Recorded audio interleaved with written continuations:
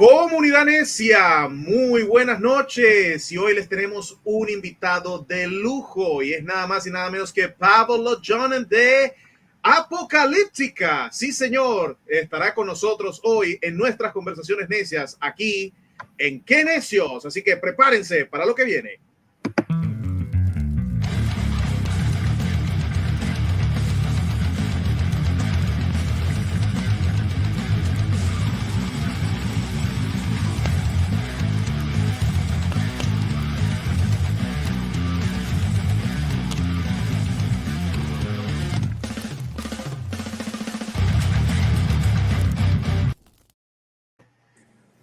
All right, so Paavo, welcome to Qué Necios. How are you?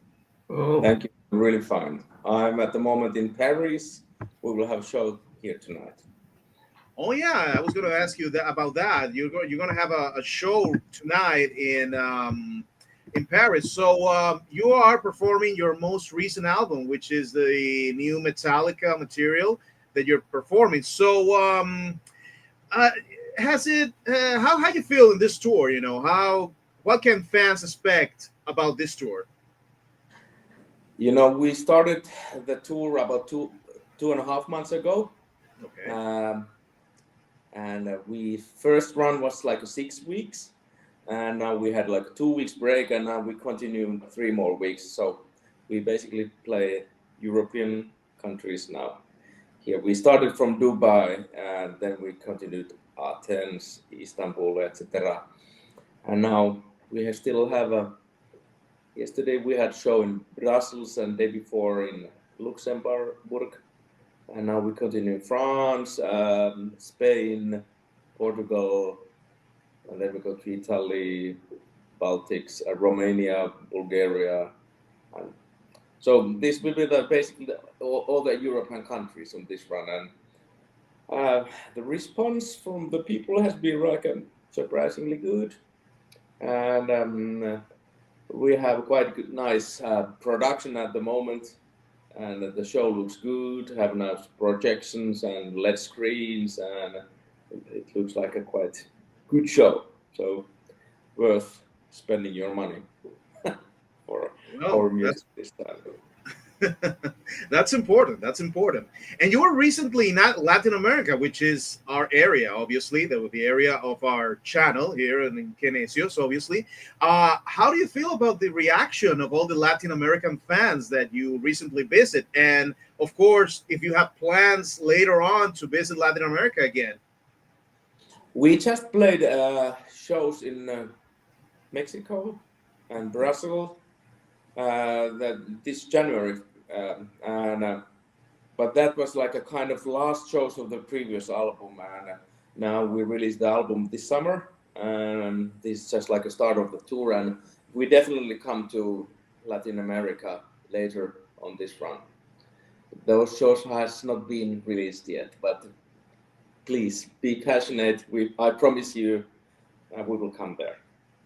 Yeah, because we want to see you here, of course. And if you play near my area, probably if you play Colombia or Ecuador or maybe Venezuela as well, I'll definitely going to see you again because I really enjoy your show. I'm really happy to come there. Yeah. We played many shows in Venezuela as well before in the past, and I really would love to come there again. And I really miss the audience and the people there. Absolutely. We want to see you back again. Okay, your latest album, obviously, you're playing classics from Metallica again, and you have 2 very special guests, James Hetfield and Robert Trujillo. They play on that cover of One that you did, which is a little different because James was not singing; he was like reciting the lyrics some kind of way, which I thought it was pretty cool. So how that collaboration came about? Obviously, you are friends with the guys in Metallica, but tell us how you finally get to record with Metallica.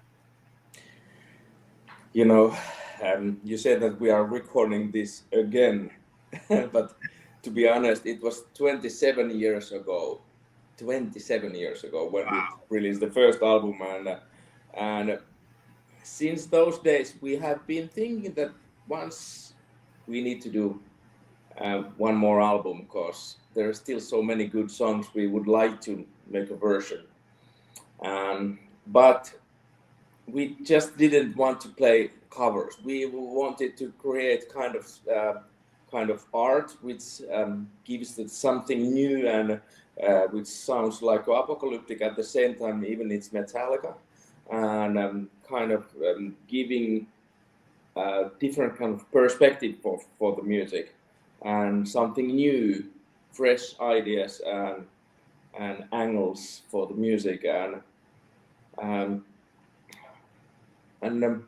it also shows that all the things we have learned during these 27 years, and I'm sure you can hear the difference. I wish at least. The first album sounds quite horrible on my ears, in a way. But if I'm listening to that, it's really magical because it was really like an honest and spontaneous way of having fun by playing this music. And on those days, 96, we didn't have any kind of plans for future or any kind of success, and we didn't have maybe record the album and play a few more shows, and that's it. If we can sell about 500 copies, and then it's fine, and then we continue on classical music. But surprisingly, the album was released all over the world, and it became a huge success. And suddenly, fastly, it became the most selling Finnish album all times. And but you know, that album still has some magic. But after that, we have been recording 10 studio albums, and we have been learning a lot of things, how to use the cellos as an electronic instrument, how to combine the acoustic cello, and how to use these strong characters, beautiful and really rough characters and sound things. And you know, we have always been playing with the contrasts, and we have been breaking the borderlines between the different music styles and classical music and rock music, and bringing some classical elements to rock music and other way around also, that bringing some tougher rocker harsh feelings to the classical tones. And I think that's maybe one of the main things we've done during the years. And from this new Apocalyptica Place Metallica Volume 2 album, you can hear the result, what we have learned during the years. And we wanted to keep the performance, and we recorded that with Joe Barrisi, and he's quite famous rock and metal producer, and definitely he wanted to create such an album where you can hear real playing, real musicians. It's not 100% polished or tuned up or edited to the grid. You should feel the power and the humanity behind the music, and for these specific songs we wanted to find our kind of feeling and heart, the beauty and the beast of these songs. And we were thinking that we should get somebody to play some bass lines, because as a cello, as an instrument, it's not really, how to say, there is not that much attack on the sound, because the cello sound itself, it's getting slowly on tone. It's not like starting like a guitar or bass drum, because we are playing by bows, and so the sound itself, it's getting on tone really slowly. So we needed some characteristic bass playing on the bottom, and we were thinking who would be the best. And we have never dared to ask Metallica anything. But Eka was having lunch with them, and they were asking asking that who should we ask to participate for the album. And they were saying that why don't you ask us? Oh, all right. Let me think about it. Yeah. Yes, and we didn't want to create the songs like a one by one, that it's definitely the same, but played by cello. No, every song was supposed to sound different, and our version and working version, and that's why there was there would be no sense to ask James Hetfield to sing the one, and it was Perttu's idea. The whole song itself was quite Perttu's heart given to the music. That song, he was arranging that orchestra stuff and all the things. He wanted to give it like a filmographic, like a huge symphonic version, and it was his idea that somebody would need to talk the lyrics, not the sing.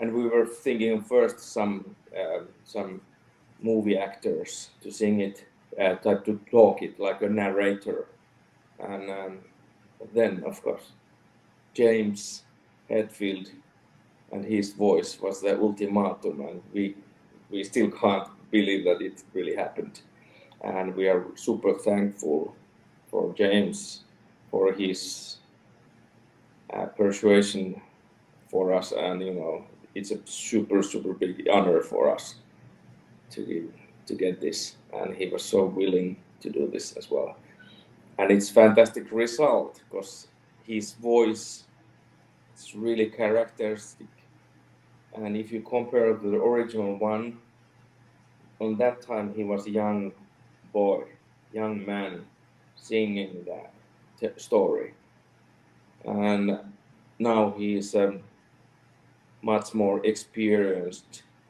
metal god. Yeah. And those lyrics are more than on time at the moment in this silly world, what's happening at the moment all around the world. So, and that song, if you know the lyrics, it really shows it's not the news, the war news from the TV. It's showing the individual suffering of single person behind the horrors of war. Yeah, absolutely. It's very powerful lyrics and very scary what's going on. Of course, we all remember the original video from One for Metallica. So, Paavo, what was the most challenging apart from finally getting James and Robert to be on the album or to be on the song? What was the most challenging part of the recording? Were there any songs that were more challenging than others to adapt to cello? Of course, all those tricky songs like a Blackened. they are if you dive deep to the music, you can find the difficulties of those songs, because they are not quite tricky things. Actually, they are not easy music at all. If you just listen to that, you could this is like going like this, but you can't understand that sometimes it's just going on the backbeat, beats, bars, or something like that. They are just like musical composers, and that shows really the greatness of the original songs. Absolutely, absolutely, and you did a wonderful job not only in this album but in album, the original album, which you say that it had some flaws, but for me, it was an amazing album. The first Metallica cover album, and of course, all your albums that have original material and covers from other bands. I really love those albums. So you did a great job. You have done a great job. But you have explained in a lot of interviews that you obviously tried in a certain way to unite these two worlds, the classical and the metal fans, of course. Do you think what do you think has been the most important contribution in order to unite these two musical tendencies, especially with the fans? Because it seems like the classical fans are kind of more strict than the metal fans. So how do you manage to combine these two worlds? I would say other way around. The metal fans are more strict than the Oh, classical fans. oh, okay, okay. Yeah, at at least I am comparing my friends who are classical musicians.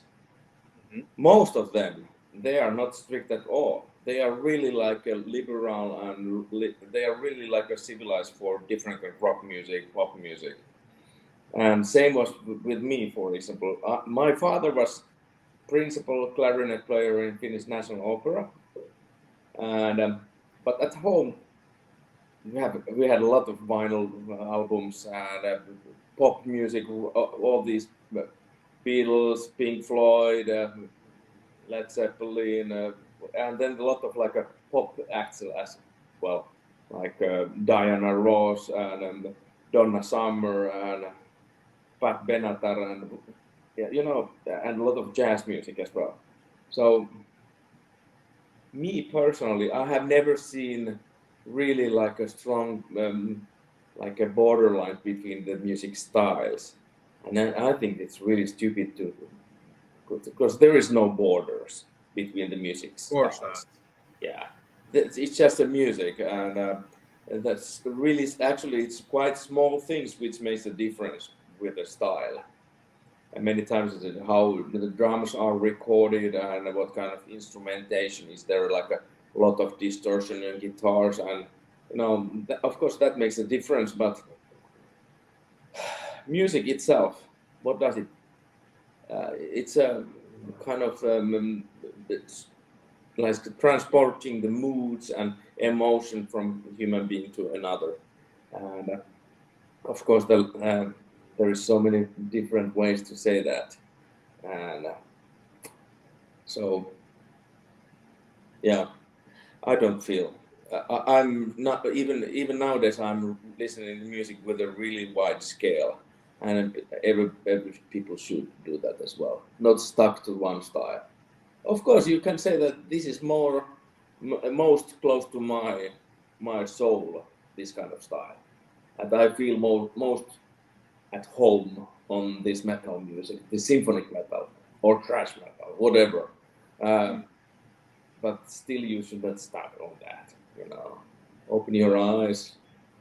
There's beautiful girls, even from the neighbor. Exactly, exactly. Totally agree with you, Paolo. Totally agree. 100%. There's only two kinds of music, good and bad. That's it. But Mm. music, you have to enjoy music, whatever style it is. There's always good in every Yeah, single style. That's yeah, that's that's what it is. yeah. But of course, you need to. You can say that this is not my cup of tea. There's this Oh, of style is course. not.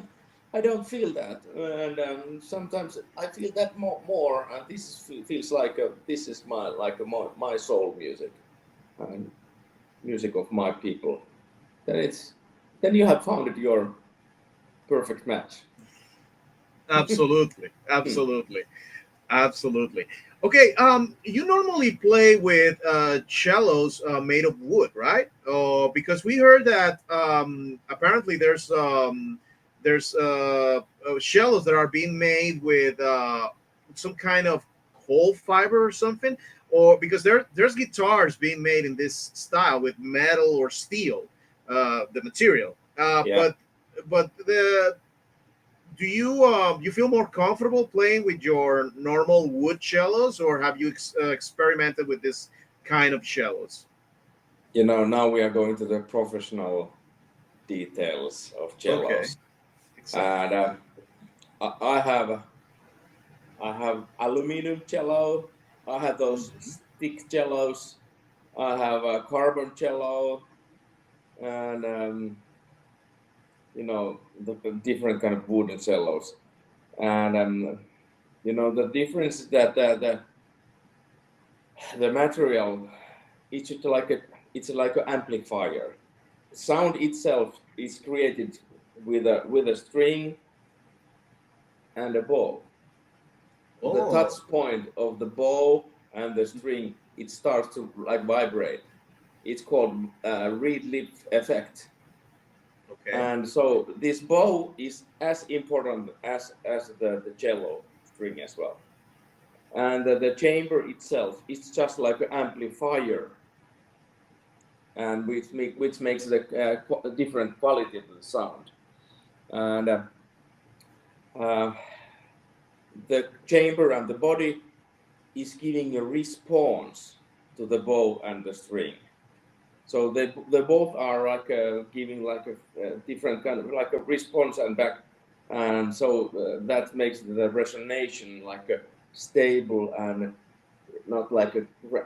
But if it's a bad instrument, it's not. There is no grip on the sound. But when it's really good instrument, it fits together like this, and it's stable and resonates fantastically together. And and the if you play aluminum cello, it sounds aluminum.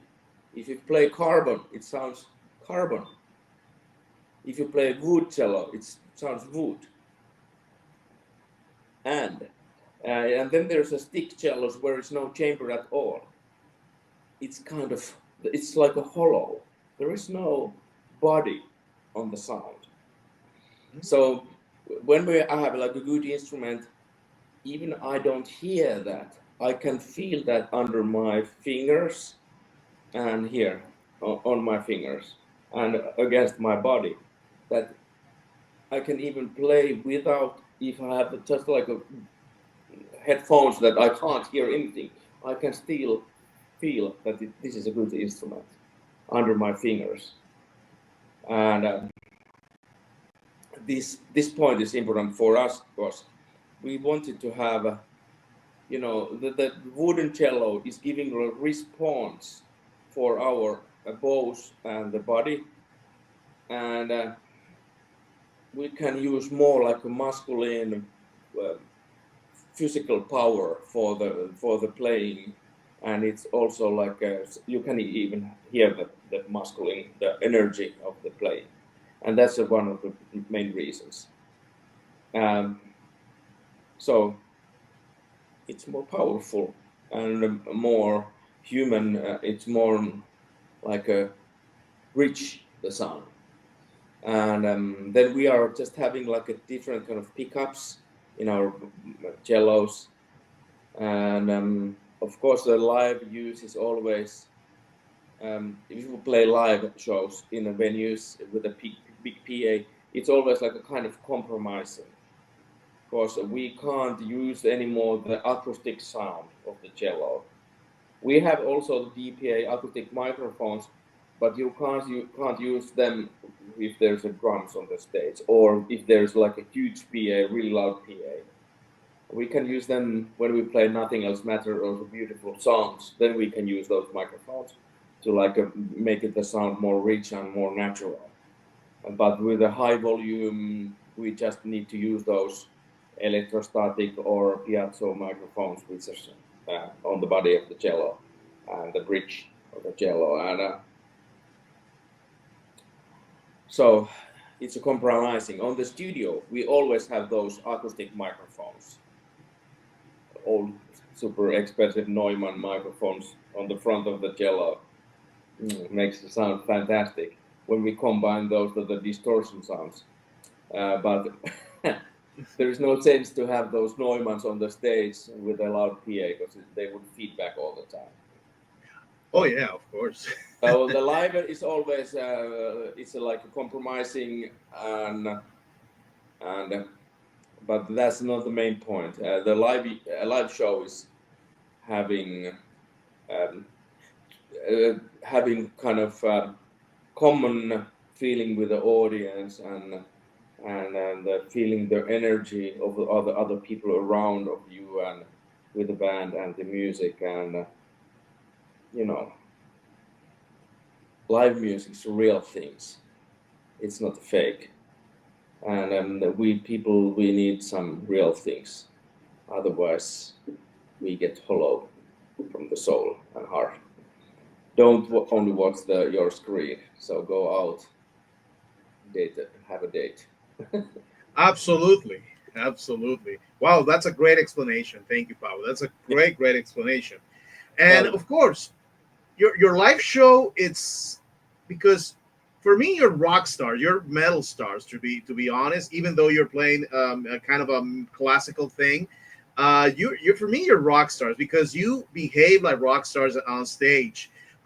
Since your show is very like you get up and you kind of hey get the crowd going and stuff. Have you ever thought, or will you be capable of kind of, which I don't think it will be possible, but just out of curiosity, would you be willing to, I don't know, at some show break one of the cellos, kind of Pete Townsend style or Kurt Cobain style or that kind of stuff?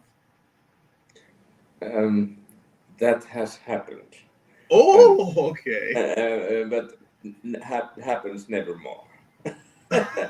Never again. Never again. You know, our lovely Perttu had his time in the past. No, no. Now he has been 20 years sober, so it's good. Oh, okay, okay. So it happened on a drunk situation. And no, not really drunk, but you know, he wanted to be more rock star than he was. Yeah. Okay, okay. Fair. Yeah, That's fair. you know. That's fair. But it's all right if you want to break your 6,000 euros cello. Oh, Yeah, yeah. So we took that out of his own salary. oh, that All hurt. right. Well, yeah, of course, you're right. You know, You're right. but Absolutely. you know, we are using like modern instruments which are like not super expensive. 6,000 is like cheap cello. Ooh. Yeah, and we have the like expressive instruments which we use on studios, but and those could be like hundred of thousands. Okay. So, yeah. No, Do you have any guitars? me myself. Yeah, I do Yeah. have a acoustic guitar. Yeah, What's the oldest guitar you have? the oldest guitar. Well, actually, that's the. I have two acoustic guitars, and that's one. It's like from 1996, 95, something like that. 95. Okay, I have 86. My cello is from 86. Wow. But Wow. it's not 1986, it's 1886. 1886. Oh my God. That's an old one. That's an old one. And it's not Yeah. old one at all. Yeah. Yeah, no, no. Oh my God. Well, that's wow. That's something Yeah, nice that you have such an old instrument. Wow, that's great. they're great. I don't bring them on tour at all. Oh, of course, you have to take care of them. Yeah, we Okay. use them in the studio. Okay. Fair enough. Fair enough. Before Pablo, before we pass to the final section of the interview, which is the stubborn questions, which is a section that we have, which is kind of the fun thing here. Just before we pass through the stubborn question, I just want to ask you: is there a Metallica song that you maybe consider recording for this album or for the previous album that you probably started rehearsing and you say, nah, it's too complicated? Is there any Metallica song like that?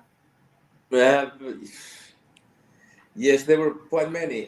Not too complicated, but it was maybe other way around. They were too simple that we couldn't find like a good like a point to make it sound.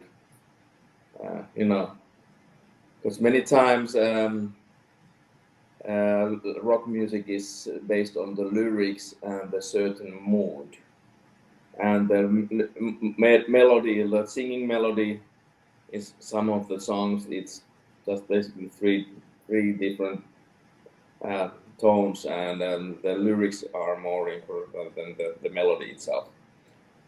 So if you play that instrumental, it might be not that interesting. I understand. Yeah. Obviously. Okay. But then many times the melody could be really simple, but the key point is somewhere in the riffs and rhythmical things, like a battery or something like. The melody is really simple, but or blackened, but everything else on the riffs and drums and rhythmical stuff, harmonies. That's the key point. The melody don't need to be that like really like going up and down, like something. But it's So, but there were some songs. But let's forget it, those songs. But these songs we released, they were like really like diamonds. Absolutely. Obviously, the arrangement you did on these songs are so good, and I really thank you guys for this arrangement of Metallica songs, and obviously your own songs as well. Great arrangements. Okay, Paavo, we're going to pass right now to the stubborn questions. This is kind of the fun part of the interview, kind of the end of the interview, but this is the fun part. We're going to give you two choices, okay, of two different things. These are 5 questions, so let's see if you want to elaborate to answer why you do this, why you pick that option. You can do it, and if you don't want to over explain about that, that's okay as well. But let's go to the stubborn questions. So here we go. Okay. Let's just a little bit.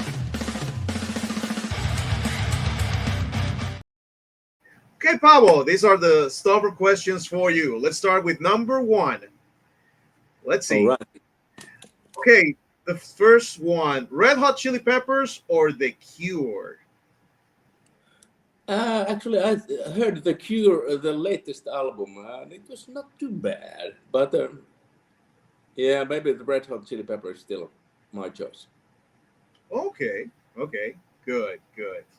Okay, let's go with stubborn question number 2: Sausage with sauerkraut or ramen?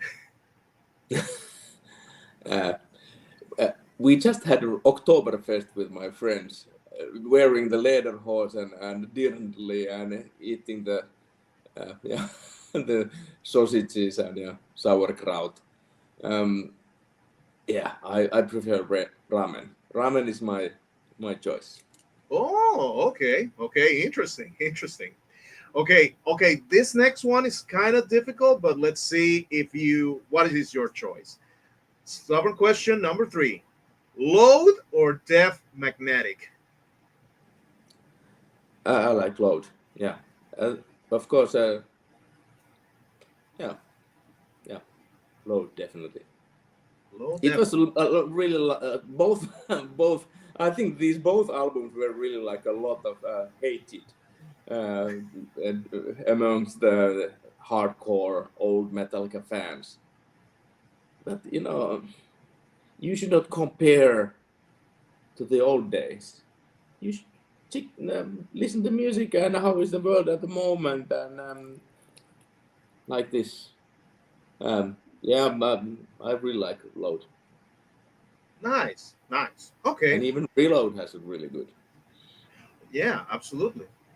Reload, or well, the other one is Saint Anger, but well, we just picked these two to see what was your pick. For example, Saint Anger, we had a version of that song, and we really love to play that song live because it's really good riff song and real metal and rocking and kicking, and it works really well for us. That's and fast and very fast. Yeah, it's I like those. Yes. Okay, stubborn question number 4. These are 2 movies: Train Spotting or Whiplash? Train spotting, it was amusing. Kind of a really sad story as well. Whiplash I have not seen, but I have heard the stories about the kind of mental violence used from the teachers, how to, learn to play some instrument. But to be honest, if I'm thinking how to learn the cello playing or any string instrument or what, like sometimes they are really difficult instruments, and sometimes if you really want to learn and go to if you aim high as a professional player, and or even for the solists, you need to go out from your comfort zone, and you need to hit your head against the wall, and sometimes it's mentally really really hard, and you are pushed, the teachers are pushing you on the limits, really on the limits, and of course the teacher never should use the like a mental violence against as a pedagogue, but that's really like old Russian way of teaching, and using even the weak points and pushing the people to the limits. But you need to go to the limits, and sometimes it's really you feel yourself as shit, and that you can't do that, and you feel that I can never do this. But then you push and practice and practice and practice hours and hours and thousands of hours, and then suddenly you make it. Then you lose it. Then you have make it a couple of times, really like a tense, and then you lose it. Then you relax, and then you breathe, and suddenly you can feel that I have learned something. I haven't stepped to the next level. But that's the thing. People who have never played some instrument in a higher level, they can't understand that. It's like a professional athletes, how they need to go to the limits. The same is happening with the professional players when they need to learn high skills. So, but yeah, these about the movies. Trainspotting is my choice because I have not seen the other one. Okay, nice. Yeah, actually, yeah, Transpotting is the one that I also see as well. Whiplash, I haven't seen in complete, just the trailers I saw, but it seems like it's a very interesting one. Yeah, and Trainspotting has a fantastic soundtrack. Oh yeah, the soundtrack. It's a lot of good music and fantastic. Great music. Yeah, absolutely, music, yeah. Absolutely. And well, the last stubborn question. I think this is the hardest one. This is going to be the hardest one for you. Let's see. This is stubborn question number 5. This is Paul McCartney or John Williams. This is easy. I personally, in my life, I have had only one idol. Only one idol in my life, which has reached the status of God. He's there. Paul McCartney. Paul McCartney, yeah. Well, of course, we all love Paul McCartney as well. And have you seen him live? He's one of the biggest, greatest composer alive at the moment. Absolutely. Have you seen him live? Yes. Oh, me too. Amazing.